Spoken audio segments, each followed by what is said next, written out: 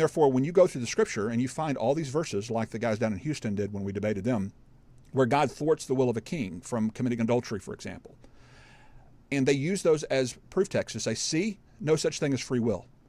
Actually, what they've done is they've done our job for us, because they have demonstrated that God is thwarting the free will of men. Otherwise, you've got God thwarting his own determinations, and that makes no rational sense. For example, when, let's say Jonah had the free will to go to Nineveh or to run. He chose to run freely. God thwarted his will by doing what? Sending a storm, sending a big fish to convince him to go to Nineveh. Now, would it make much sense in that narrative if God was causally determining, bringing about the very desires of Jonah in such a way that made him want to run from Nineveh, only to step in using a blinding light, a big fish, a storm, something of that nature, to make his messenger do something he had determined them not to want to do in the first place? Doesn't make any sense. The only reason the stories like that make sense is if you establish free will, because what is God contending with if not the free will of man?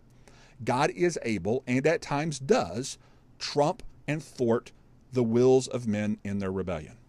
He is sovereign in the ability to make the choice of whether he trumps them or not, whether he overcomes what they want to do, whether he convinces them through normative means like a big fish.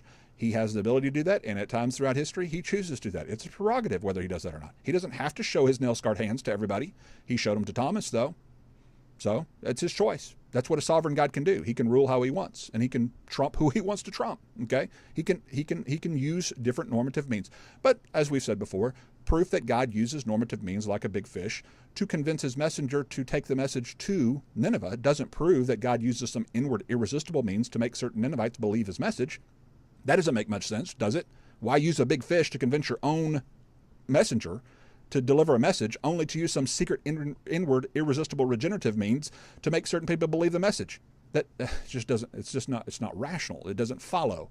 And yet that's what you continue to see Calvinists make these kinds of false accusations.